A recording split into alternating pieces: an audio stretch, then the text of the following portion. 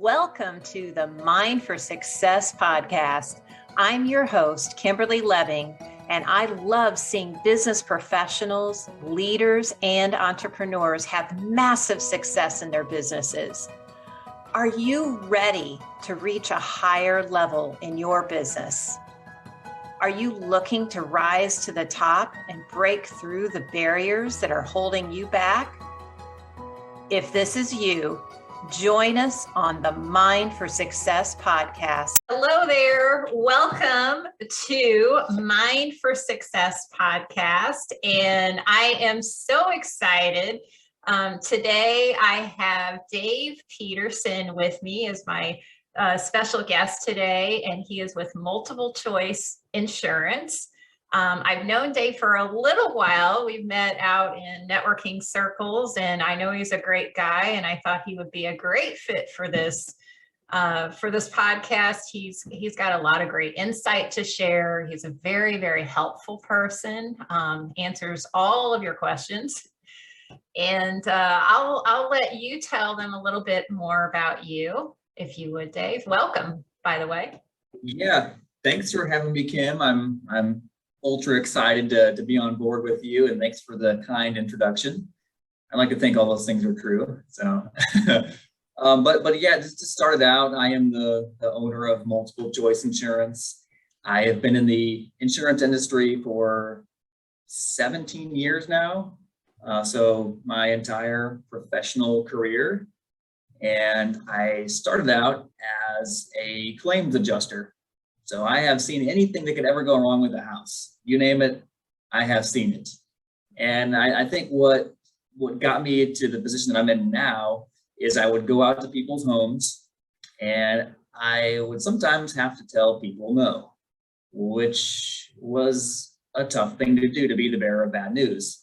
And in a lot of these situations, had the agent had the right conversations up front, ask the right questions, we wouldn't be in that scenario.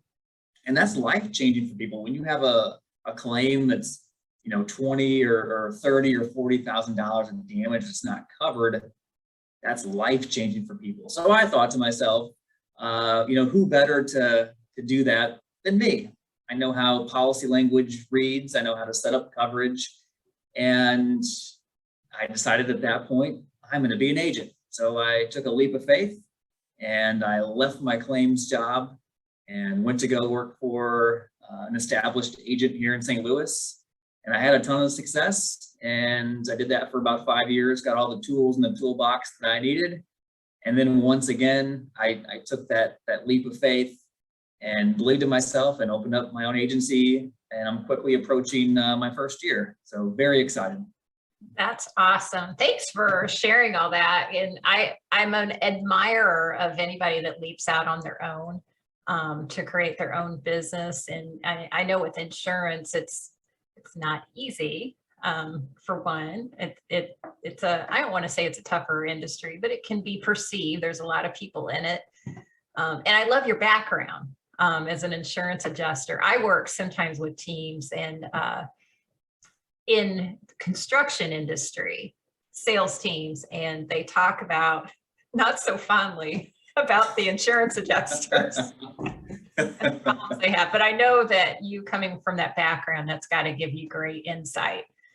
So yeah, I'm excited to hear. So as we go into this, I'd love to hear a little bit more about your journey to, and your past journey, kind of your struggles that you've had mindset wise, tell us a little bit more about that. Yeah, so we can jump into, I guess, the first transition that I did within insurance, which was going from a claims job where I felt so comfortable. I felt like I knew everything. And I was a leader on my team. People looked up to me. And I was just in that comfort zone, and the job came easy on most days. But when I decided to make the jump, I was lost for a period of time because I went from knowing, I felt like everything, to knowing literally nothing, and being back at the the very bottom of the totem pole, if you will. And I struggled with that because I would second guess myself and say, well, did I make the right decision? You know, I jumped into this whole new world. I have no sales experience.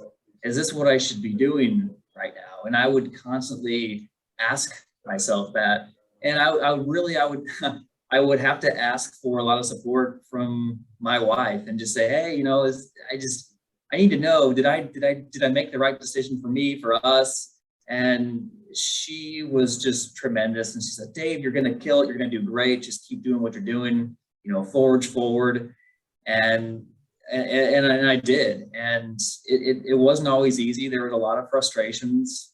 There's a big learning curve to it, but eventually it came around to where I started to have more good days than bad days. And then before I knew it, you know, years later, I was in the same position as I was before, feeling like I was confident. I had the knowledge to take care of people the correct way. And, you know, but I never lose sight of where I was those beginning days and weeks and months where I literally felt lost and second guessed myself. So that was a very hard transition. Although it's in the same industry, it's completely opposite, to go from claims to agency. And right. I did it. So talking about I want to backtrack a little bit with something you said, the comfort zone part, stepping out of your comfort zone. And maybe you can't, because we didn't talk about this prior, but could you pinpoint what was it that made you decide to step out of that comfort zone and really take a leap? Like, what propelled you to do that or kept you motivated? Yeah. So, I mean, I was really looking at my long-term goals and, you know, where I wanted to be. And I always saw myself as an agency owner. I thought my skill set was more developed for the agency side.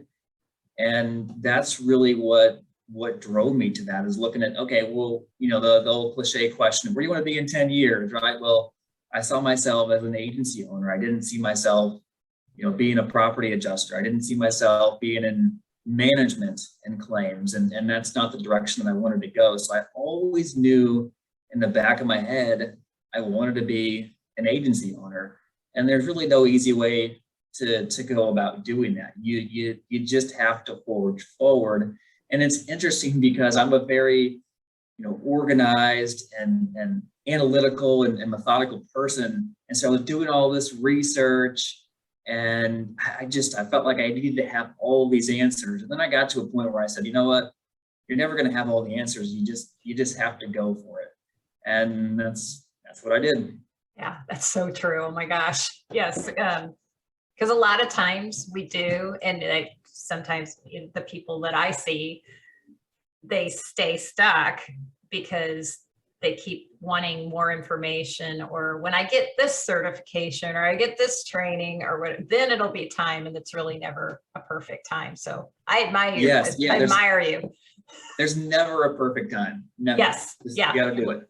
Yeah. Yeah. So I'm also curious in your journey, if I can dive in. I'm thinking of questions as we go along. Yeah. But as we dive in, whenever you leaped from being an adjuster to working for an insurance company, and then you made another leap to being your own agency owner, how was that? Because with each level, like, there's always things like you're jumping out of your comfort zone. So could you talk a little bit about that and how that was for you? Yeah.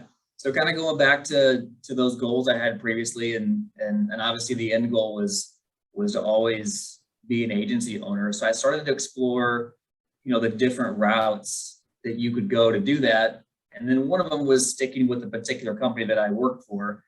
And I researched that agency model, and there were some great things about it, but I really wanted to, again, research and be analytical about things. And I did my due diligence, and I just found a different path into agency ownership.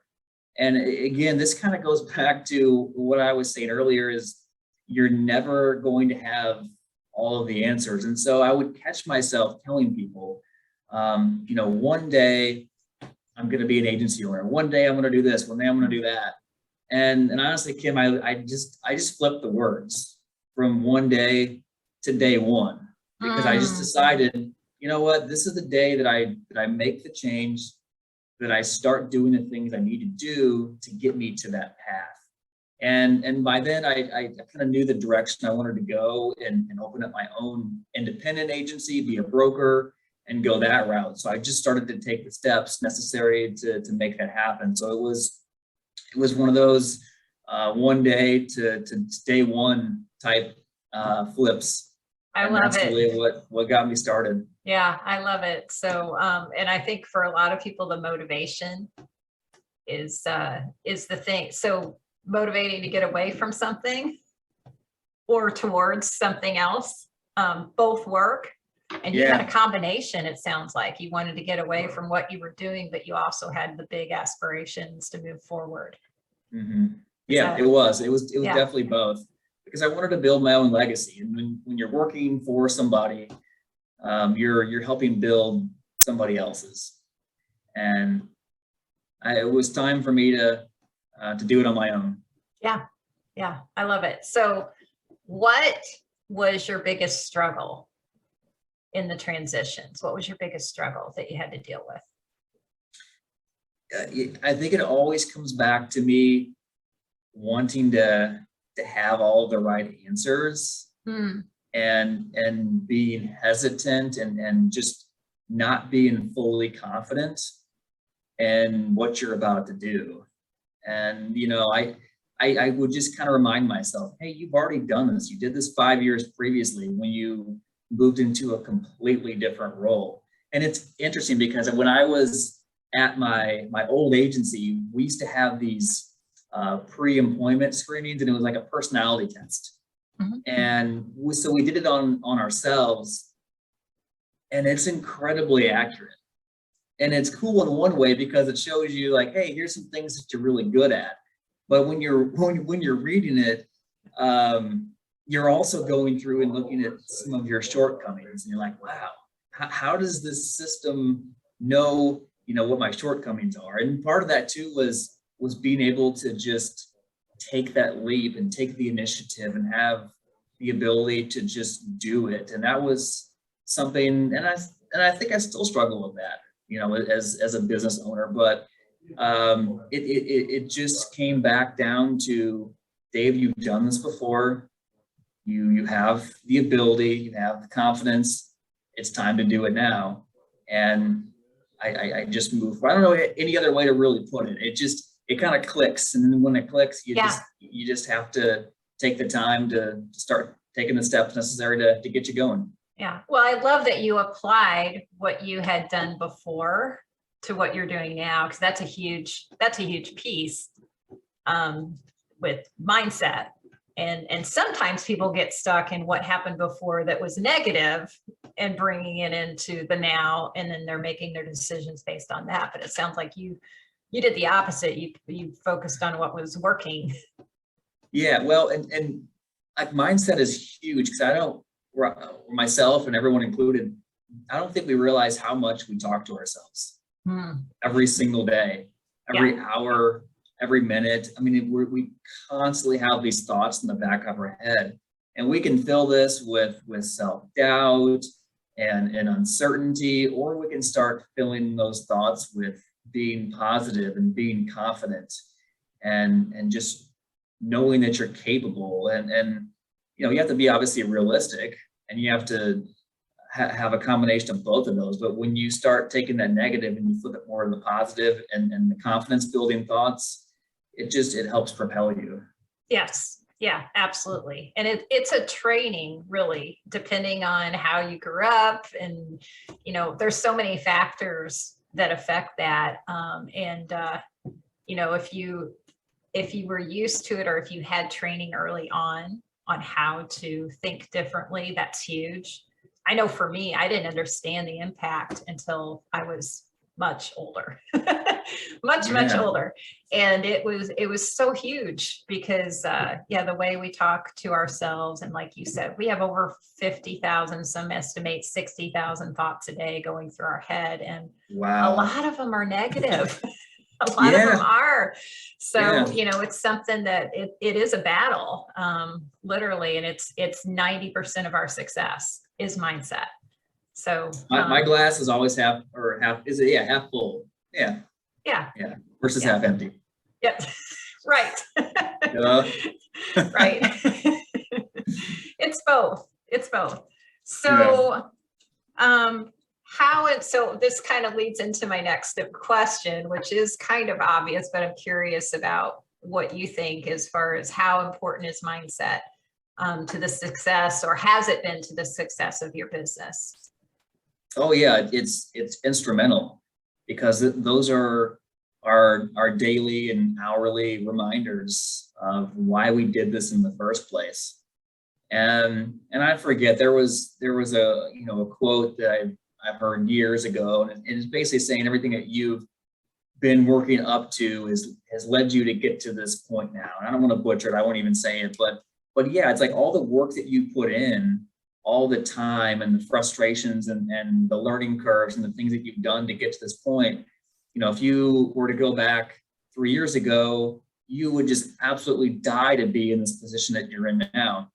So you could feel like you're struggling, or gosh, like I wish things were going differently.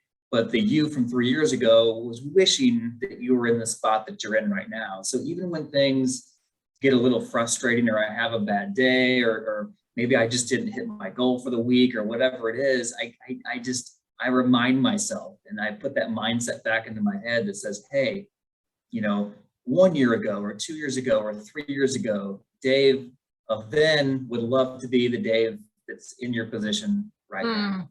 And I constantly remind myself of that. So it does. It just helps me through the tough days, because as a business owner, you have those struggles. It's not this elegant dream and you ride off in the sunset. I mean, it's not all like this, like straight up. Right. No, it's definitely not. So you just have to constantly remind yourself of that. And that's all part of your mindset. And I'll also say, along with that, I have surrounded myself with people who have similar mindsets. And that has been key for me. People with same goals, same mindsets, because you can bounce ideas off of them. And it's just this reciprocal relationship between you and somebody who shares those same ideals, and you just push each other. And that's been huge as well. Yeah, that is huge. And that's something that sometimes I think we forget. And it's something to remember also as you're up leveling your business, because you become like the 5 people you're around the most. So if you want to build a team, or grow your business even bigger, then hang out with those people that are already doing it. And it's like, you rub elbows with them, and you'll become like them just because you're around them, and like minds start thinking alike. Absolutely. And there's a lot of psychology. It's just really behind all that and why we do that. But we really do start thinking like the people we are around the most. And we tell our kids to watch, what friends that they hang around with, but sometimes we don't do that for ourselves. But you're absolutely true. Like, we're so in tune with who our kids are hanging out with. And sometimes I think we need to ask ourselves as adults, like, hey, who are we hanging around with? Yeah, absolutely. It took me a while to figure that out as an adult, right? To kind of weed out the people that are important to you and the people that aren't. So absolutely. Yeah. I think for me as well, because I mean, honestly, I don't want to say I came from nothing, but kind of, I'm farm girl background and upbringing. And I didn't know anybody. I didn't know that I didn't know who the successful people were. But when you start to change your mindset and you start to change the way you behave subconsciously, and you're focused on the good things that are happening, those things start showing up. And there's science behind that too, with how it triggers your mind to focus. And it sounds like you've done that. You've totally done that. Well, I don't know all the science behind it. I'd like to think I'm good at it, but there's always room for improvement. So Yeah, and that's huge too. We're always learning. mm-hmm. Always learning. So with your business that you have now, so you've overcome like a couple of levels to get where you are now. I'm curious, like, what do you see? Because there's got to be bigger visions. Is there bigger visions? Oh yeah, Yeah, always bigger visions. Yeah. So yeah, I mean, right now it's me, myself, and I, you know, within the agency, and I wanna grow my brands and my agency, and so the next step for me is to bring on somebody else that shares that same vision, so I can help grow my agency. So that is the big next step is hiring. Yes, yes. And you know what I love about, you know, your whole journey is something that you've done, whether you're aware of it or not, is and you said it, you said, I saw myself as an agency owner. And now I see myself with a team. And those are things that really help you. The visualization piece, you know, athletes do it. Like, I mean, there's so many pieces. They've got studies where athletes would practice putting a basketball in, and the other players just visualized it, and their results were the same. So the visualizing and your brain really doesn't know the difference, the visualizing versus the doing. So that's a huge piece that you're doing as well. Yeah. I'm excited when it gets to that point, and then it's, you know, it's starting all over with a lot of those same struggles as a business owner. Okay, well, how do I manage this person correctly, and am I doing it correctly? And you know, I'll have those same questions that I ask myself, and then those same doubts that come up again. But again, mindset, you know, I got to stay positive and you know that what I'm doing is for the best. And so you made me think of something that a lot of people, I feel like, sometimes struggle with when you're going to another level in your business. There's always doubts, even though you've had the success. Like, there's always some doubts with the next level. And I think, I mean, I don't want to put words in your mouth, but earlier you said you applied what you learned from the past. Like, I did it before. Is there any other tips on breaking through to those bigger levels or bigger level of thinking? Well, I think that it's normal to have those feelings, and that should be a part of it, because if you're not scared, there's not the fear of failure, then maybe it means you don't care enough about your vision. I don't know, but that's part of, you know, what drives me is that fear of failure. And you know, part of that is then having those doubts and that uncertainty, because uncertainty makes people anxious. And in anything in life, whether it's your business or your personal life, people don't like uncertainty. And so I think as you're leveling up, right, there's this huge amount of uncertainty, and you've never been in this position before. And just to kind of normalize some of those feelings that you're having and say, it's okay to have that, because you haven't been in this position before. But like you said, from my past experiences, that you have to draw on those.